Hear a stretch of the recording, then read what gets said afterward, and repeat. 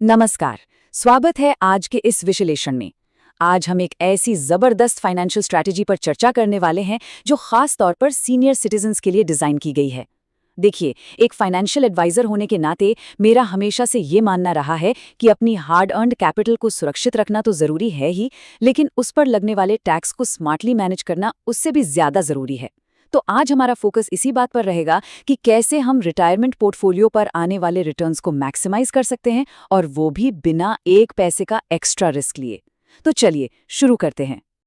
आज के इस कंसल्टेशन का रोड मैप कुछ इस तरह दिखेगा। पहला, हम 50 लाख के पोर्टफोलियो को समझेंगे। दूसरा, हम देखेंगे कि ट्रेडिशनल एफडी के साथ आखिर समस्या क्या है। तीसरा, सेक्शन 80 टीटीबी का प्रभाव। चौथा, हमारी खास स्प्लिट स्ट्रैटेजी का समाधान। और पांचवा, फाइनल नेट प्रॉफिट की तुलना। तो चलिए शुरुआत करते हैं अपने पहले पॉइंट से, 50 लाख का पोर्टफोलियो। मान लीजिए हम यहाँ एक टिपिकल सीनियर सिटीजन इन्वेस्टर की प्रोफाइल देख रहे हैं। एज है 64 इयर्स, जिसका सीधा मतलब है कि लीगली सीनियर सिटीजन कैटेगरी लागू होती है। इनका टैक्स ब्रैकेट 30% है, जिसमें 4% हेल्थ और एजुकेशन सेस मिला दें तो इफेक्टिव टैक्स रेट बन जाता है 31.2%। इन्वेस्टमेंट होराइजन पूरे 5 साल का है और इनका प्राइमरी बैंक है बैंक ऑफ बड़ौदा। अब देखिए, यहाँ सबसे बड़ी शर्त यह है कि निवेश एकदम लो रिस्क होना चाहिए। पूरा फोकस कैपिटल प्रेजर्वेशन और गारंटीड रिटर्न्स पर है, मतलब म्यूचुअल फंड्स का तो यहाँ कोई काम ही नहीं है। और जिस प्रिंसिपल अमाउंट यानी मूल राशि की हम बात कर रहे हैं, वो है पूरे 50 लाख रुपए। ये काफ़ी बड़ी राशि है और आने वाले 5 सालों के लिए इस पर आने वाले 1% रिटर्न बहुत बड़ा फर्क पैदा कर सकता है। आगे बढ़ते हैं अपने दूसरे हिस्से पर, ट्रेडिशनल एफडी की समस्या। चलिए अब इसमें थोड़ा गहराई से उतरते हैं और देखते हैं कि डिफ़ॉल्ट चॉइस चुनने पर क्या होता है। अगर आप 5 साल के लिए 7% ब्याज दर पर पूरे 50 लाख रुपये सीधे एफडी में डाल देते हैं तो ग्रॉस इंटरेस्ट करीब 20,73,000 रुपये बनता है। सुनने में बहुत अच्छा लगता है, राइट? लेकिन टैक्स लीकेज की सच्चाई कुछ और ही है। हालांकि 80 टीटीबी के तहत 2.5 लाख की छूट जरूर मिलती है, लेकिन बची हुई राशि पर 31.2% के हिसाब से 5,69,000 रुपये से ज्यादा का भारी टैक्स लग जाता है। इसके बाद हाथ में आने वाला नेट रिटर्न सिर्फ 15 लाख रुपये ही रह जाता है। इस पूरी कैलकुलेशन का सबसे कठोर सच तो ये है कि जो ब्याज दर देखने में 7% लग रही थी, वो 31.2% टैक्स स्लैब की मार झेलने के बाद कट कटाकर सिर्फ 5.14% रह जाती है। ये भारी टैक्स आपके रिटर्न्स को बिल्कुल किसी भूखे दैत्य की तरह खा जाता है। सोचिए, 5.14% का रिटर्न महंगाई को मात देने के लिए काफी नहीं है। ये एक तरह से आपकी कैपिटल को धीरे धीरे कमजोर करने जैसा है। अब आते हैं तीसरे पॉइंट पर, सेक्शन 80 टीटीबी का प्रभाव। ये वो फाइनेंशियल टूल है जो गेम चेंज कर सकता है। ये एक ऐसी छूट है जो विशेष रूप से सीनियर सिटीजन्स की ढाल बनने के लिए डिजाइन की गई है। और इस स्लाइड के बारे में जो सबसे दिलचस्प बात है वो ये है कि इस नियम के तहत आपको बैंक इंटरेस्ट इनकम पर हर फाइनेंशियल ईयर में 50,000 रुपए तक की टैक्स छूट मिलती है। इसका मतलब है कि आपके ब्याज के पहले 50,000 रुपए पूरी तरह से टैक्स फ्री होते हैं। ये एक बेहद जरूरी बफर क्रिएट करता है, जिससे पहले कि सरकार का भारी टैक्स आपके रिटर्न्स पर लागू हो।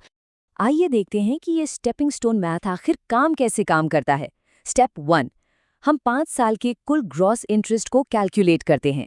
स्टेप 2, क्योंकि निवेश 5 साल का है तो हर साल 50,000 के हिसाब से हम पूरे 2,50,000 रुपए की 80 टीपीबी छूट अप्लाई करते हैं।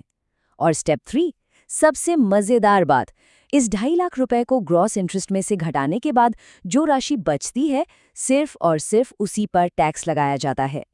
अगर इसका सही उपयोग ना हो तो नेट रिटर्न्स को सीधा नुकसान पहुंचता है। तो चलिए अब उस रणनीति पर बात करते हैं जो इस टैक्स लीकेज को रोकेगी। Point number 4, the split strategy solution. यहाँ हमारे पास 2 शानदार विकल्प है। ऑप्शन ए वही पुरानी ट्रेडिशनल बैंक एफडी है जो 7% का ब्याज और सामान्य बैंक की सेफ्टी देती है। लेकिन जरा ऑप्शन बी पर गौर कीजिए। ये है गवर्नमेंट की premier senior citizen saving scheme SCSS। इसमें ब्याज दर पूरी 8.20% है और क्योंकि इस पर भारत सरकार की सॉवरेन गारंटी होती है, ये आम एफडी से कहीं ज्यादा सुरक्षित है। बस इसमें एक शर्त है कि आप मैक्सिमम 30 लाख रुपए ही जमा कर सकते हैं। और इस फाइनेंशियल ऑप्टिमाइजेशन की सबसे अच्छी बात क्या है? आपको इसके लिए पोस्ट ऑफिस के चक्कर बिल्कुल नहीं काटने पड़ेंगे, क्योंकि बैंक ऑफ बड़ौदा एक ऑथराइज्ड बैंक है। ये पूरी स्ट्रैटेजी आप एक ही ब्रांच में एक ही छत के नीचे बड़ी आसानी से और स्मूथ तरीके से एग्जीक्यूट कर सकते हैं। तो हमारा प्लान कुछ इस तरह दिखेगा।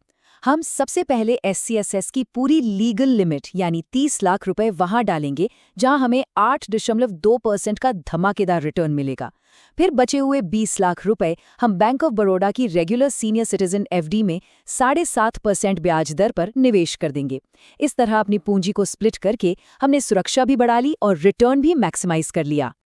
और अब इस पूरे विश्लेषण का सबसे अहम हिस्सा, पॉइंट 5, फाइनल नेट प्रॉफिट की तुलना। आइए देखते हैं नतीजा क्या निकलता है।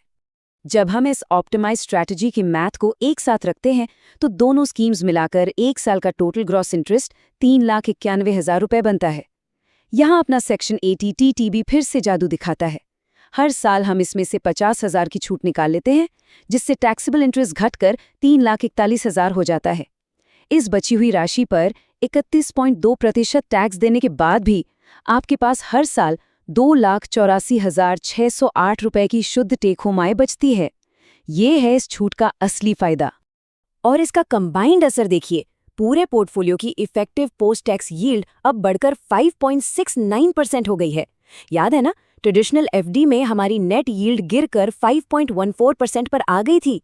यहाँ बिना किसी अतिरिक्त रिस्क के हमने अपनी यील्ड को आधे % से भी ज्यादा बढ़ा लिया है।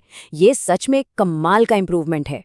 तो यहाँ सबसे महत्वपूर्ण बिंदु ये है कि 50 लाख के इस निवेश पर 5 साल के अंदर सिर्फ अपने एसेट्स और टैक्स रूल्स को सही से रीस्ट्रक्चर करने पर ट्रेडिशनल FD के मुकाबले आपको पूरे 1,75,000 रुपए का प्योर एक्स्ट्रा नेट प्रॉफिट मिलता है, और इसके लिए कोई हाई रिस्क फंड में जाने की जरूरत नहीं पड़ी। तो अंत में ये पूरा विश्लेषण एक बहुत ही जरूरी सवाल खड़ा करता है। क्या डिफ़ॉल्ट रूप से अपना सारा पैसा किसी ट्रेडिशनल फिक्स्ड डिपॉजिट में डालना सच में इस पोर्टफोलियो के लिए बहुत महंगा सौदा पड़ रहा है? जब हमारे पास ATTB और SCSS जैसे सुरक्षित और टैक्स शील्डिंग विकल्प मौजूद हैं, तो आदत के मुताबिक चलने के बजाय थोड़ी सी स्मार्ट फाइनेंशियल प्लानिंग आपकी जेब में काफ़ी ज़्यादा पैसा बचा सकती है।